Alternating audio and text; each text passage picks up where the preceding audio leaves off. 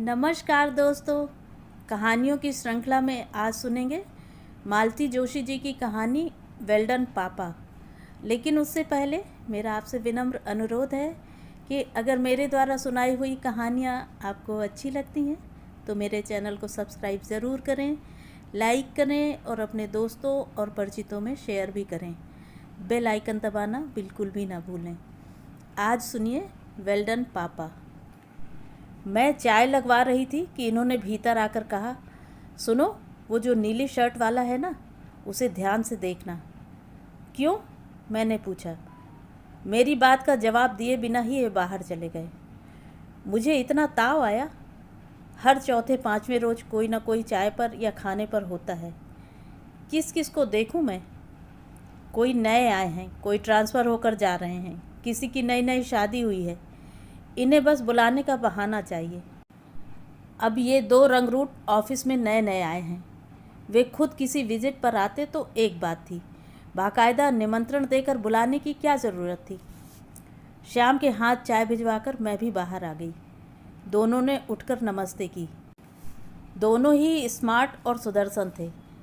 एक का पहनावा हरियाणवी टच लिए हुए था, दूसरा नीली शर्ट वाला ठेठ इंदौरी लग रहा था। फिर जमकर बातें हुई। इंदौर का नमकीन, इंदौर के मॉल्स, इंदौर की सड़कें, मांडू, महाकाल, पाताल पानी, पिपल्या पाल्या। समय कैसे बीत गया पता नहीं चला।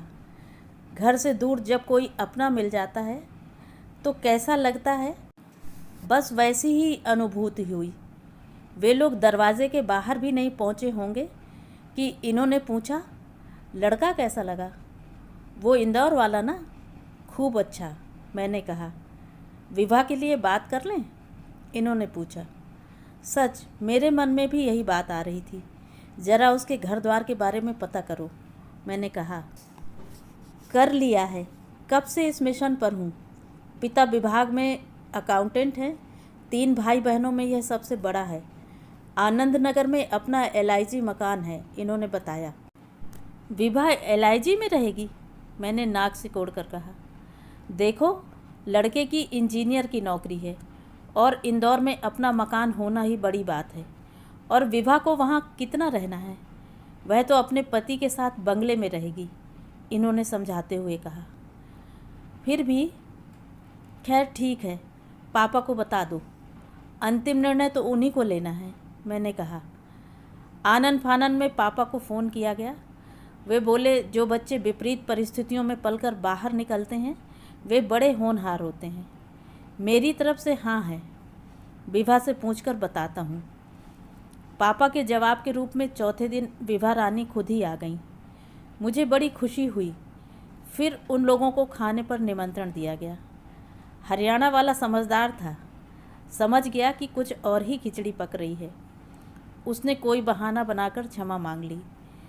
उस दिन गप्पों की महफिल देर तक चली। इस बार ललित कुछ खुला।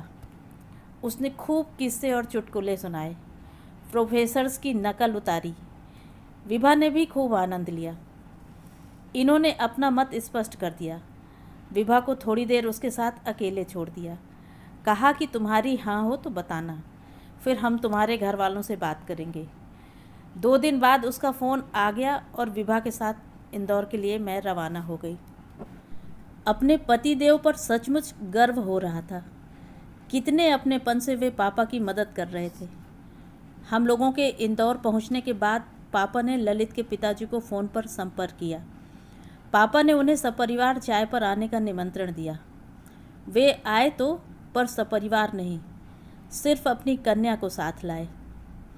घर में हमारी भाभी हैं, मिसेज उन्हें छोड़कर कहीं जाती नहीं हैं, और शुभ कार्य में भाभी को साथ लाया जाए। उन्होंने वाक्य पूरा नहीं किया, पर उनका पूरा वाक्य मैं समझ गई। पहला धक्का तो वहीं लगा।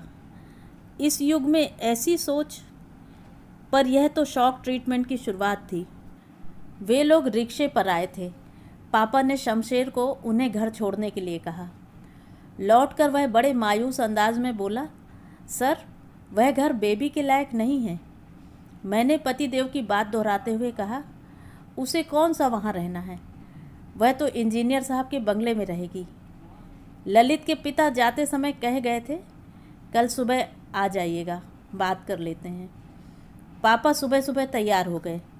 माँ से चलने के लिए कहा तो वे साफ मुकर गईं। अगर उनकी बीवी अपने घर नहीं आ सकती तो मैं क्या फालतू हूँ? पापा बोले, मैं चाहता था कोई महिला मेरे साथ चले, क्योंकि औरतों की नज़र बड़ी पैनी होती है। जो बात हम लोगों को नज़र नहीं आती, आप लोग तुरंत पकड़ लेती हो। पापा, मैं चल रही हूँ। उनके साथ उनकी बेटी आई थी। आपके साथ आपकी बेटी जाएगी, मैंने तुरंत कहा। पर उनकी बेटी की तरह मुंह में दही जमा कर नहीं बैठ जाना, ठीक से पूछताछ करना, माँ ने ताकीद की। रविवार का दिन था, इसलिए ड्राइवर छुट्टी पर था। पर पापा ने सब ठीक से समझ लिया था, इसलिए पूछते ताछते पहुँच ही गए। घर का प्रथम दर्शन बहुत ही डिप्रेसिंग था। शमशेर ठीक ही कह रहा था, घर कहीं से भी विवाह के लायक नहीं था। लकड़ी का छोटा सा दरवाज़ा खोलकर हम अंदर घुसे। 10-12 बदरंग गमलों को पार करके बरामदे तक पहुँचे, अगर उसे बरामदा कहा जाए तो। ऊपर टीन की छत थी, इसलिए उसे बरामदा कहा जा सकता था। वहाँ 2 मूढ़े पड़े हुए थे। उनमें से एक पर एक बुजुर्ग सी महिला बैठी माला जप रही थी। शायद यही वो भाभी होंगी जिनका ललित के पिताजी ने जिक्र किया था। मैंने आगे बढ़कर कुछ पूछना चाहा तो उन्होंने हाथ के इशारे से मुझे बैठने को कहा। मूढ़ा तो एक ही था। मैंने पापा से कहा, आप बैठिए, और मैं इधर उधर देखने लगी। कोने में एक तिपाई रखी थी। मैं उसे उठा लाई, पर बैठने की हिम्मत नहीं हुई। उस पर चाय के गोल गोल धब्बे बने हुए थे। मैं कुछ देर असमंजस में खड़ी रही। तभी उस महिला ने माला को उंगलियों में लपेटा, माथे से छुआया और उठ खड़ी हुई। फिर बिना एक शब्द बोले धीरे धीरे भीतर चली गईं। पापा बोले, कुर्सी खिसका लो, नहीं तो मुश्किल होगी। पापा, हम लोग चलते हैं, मैंने कहा। अरे अभी अभी तो आए हैं, पापा ने कहा। पता नहीं भीतर वालों को हमारे आने की खबर है भी कि नहीं। वहाँ तो ज़ोर ज़ोर से पूजा पाठ हो रहा है, यहाँ तक सुनाई आ रहा है। वह महिला यहाँ बैठी थी, इसलिए मैंने घंटी भी नहीं बजाई। फिर पापा बोले, सवाल यह पैदा होता है कि घंटी है भी कि नहीं, मैंने कहा। घर का हुलिया देखकर तो घंटी पर शक हो रहा है, पापा बोले। उसी समय कल वाली सुकन्या पानी के गिलास लेकर आई और बोली, पापा पूजा कर रहे हैं। मम्मी कहाँ हैं, मैंने पूछा। मम्मी खाना बना रही हैं। उनसे कहो कल जहाँ गए थे वे लोग आए हैं, मैंने कहा। वह भीतर चली गई। फिर देर तक कोई बाहर आया ही नहीं, केवल मंत्रोच्चारण सुनाई देते रहे। पापा, let us go, this is very insulting. हम लड़की वाले हैं बेटा, लड़की वालों को इज्जत देने की प्रथा हमारे यहाँ नहीं है। मेरी भी यहाँ बैठने की इच्छा नहीं है, पर बीच में छोड़कर कैसे चला जाऊँ? कल को सब कहेंगे कि विवाह के लिए इतना अच्छा घर वर छोड़ दिया। आप लोगों से ज़रा सब्र करते नहीं बना? वाह रे घर, मैंने मुँह बिचका कर कहा। भीतर मंत्रोच्चार बंद हो गया था और आरती गान शुरू हो गया था। कोई आधा दर्जन आरतियां गाने के बाद शांति स्थापना हुई। कुछ ही क्षणों में गृहस्वामी बाहर आए, शरीर पर सिर्फ एक धोती बांधे हुए। हम लोग शिष्टाचारवश उठ खड़े हुए। हमें अनदेखा करते हुए वे सीधे आंगन में गए, तुलसी के पौधे को जल चढ़ाया और हमारी ओर हाथ उठाते हुए भीतर चले गए। ये आशीर्वाद की मुद्रा में हाथ उठाकर कहाँ अंतर्ध्यान हो गए, मैंने खींच कर कहा। वे आशीर्वाद नहीं दे रहे थे, बल्कि 2 उंगलियां उठाकर कह रहे थे कि अभी 2 मिनट में आता हूँ, पापा ने बताया। कोई 5 मिनट बाद वे कपड़े पहनकर अवतरित हुए। अरे आप लोग बाहर क्यों बैठे हैं, भीतर आइए ना। कहने का मन हुआ कि हमें किसी ने भीतर बुलाया ही नहीं तो कैसे आते, पर उनकी उम्र का ख्याल करके चुप रह गई। भीतर का नज़ारा भी बहुत आकर्षक नहीं था। It was equally depressing. बाबा आदम के ज़माने का एक बदरंग सोफ़ा पड़ा था, जिसके नीचे एक पुरानी मटमैली दरी पड़ी हुई थी। टेबल एकदम बेमेल थी, लगता था किसी फर्नीचर की नीलामी से उठाई गई है। सदियों पुराना एक पंखा ऊपर झूल रहा था, जो हवा कम और आवाज़ ज़्यादा दे रहा था। गनीमत है कि यहाँ पंखा तो था। बाहर बरामदे में तो प्राकृतिक हवा पर ही संतोष करना पड़ा था। कमरे में सामान ठूंस ठूंस कर भरा गया था। दीवार पर कैलेंडरों की भरमार थी। सब में देवताओं के चित्र थे। 2-3 फैमिली फ़ोटो भी लटक रहे थे। कमरे की सज्जा से बिल्कुल भी मेल न खाता हुआ नया चमचमाता टीवी एक दीवार की शोभा बढ़ा रहा था। शायद बेटे की पहली पगार का उपहार था। सॉरी, उन्होंने गला खखार कर कहा, आज नहाने में थोड़ी देर हो गई। नल बहुत देर से आए थे ना। इट्स ओके, पापा ने कहा।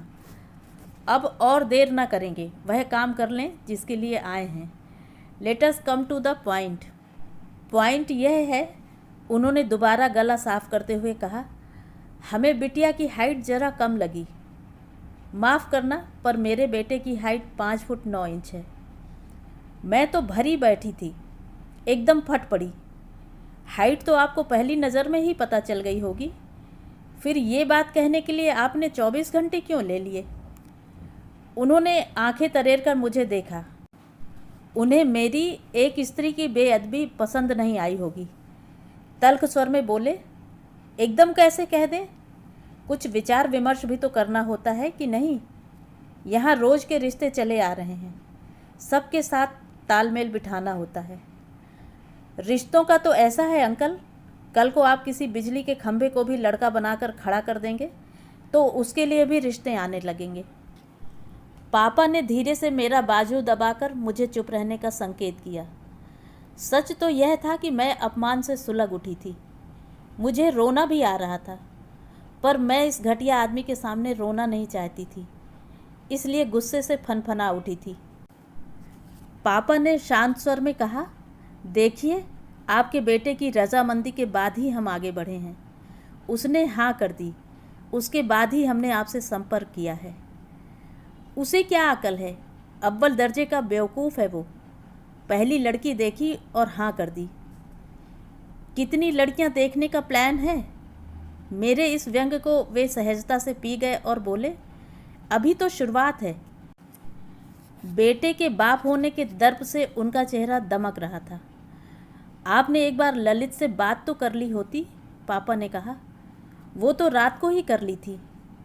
उसने क्या कहा? वह बोला, आप जैसा ठीक समझें करें। मैंने तो मुलाहिजे में हाँ कर दी थी। पापा एकदम उठकर खड़े हो गए। कम ऑन बेटी, लेट अस गो। तभी उनकी सुकन्या चाय लेकर हाजिर हुई। चाय तो पीते जाइए। नो थैंक्स, पापा ने कठोर स्वर में कहा और चल पड़े। दरवाजे तक आकर पापा रुके, फिर मुड़कर उन्होंने कहा, माफ़ कीजिएगा भाई साहब, एक संदेश देना चाहूँगा। प्लीज़ बुरा मत मानिएगा। बेटा आपका इंजीनियर हो गया है, अब रिश्तों की लाइन लग जाएगी, तो उन लोगों के लिए बाहर 4-5 ढंग की कुर्सियाँ लगवा दीजिए। हो सके तो ये पंखा बदल दीजिए। यूँ तो आपका सोफ़ा भी रिटायर करने लायक हो गया है, पर सबसे पहले एक अच्छा सा टी सेट ले आइए। आपके बेटे की प्रेस्टीज का सवाल है। सुकन्या के हाथ में रखी ट्रे एकदम ऐसे थरथराई कि लगा अब गिरी कि तब गिरी। उसके पिता भी ज़रूर थरथराए होंगे, पर उनकी प्रतिक्रिया देखने के लिए हम लोग रुके नहीं, सीधे बाहर आ गए।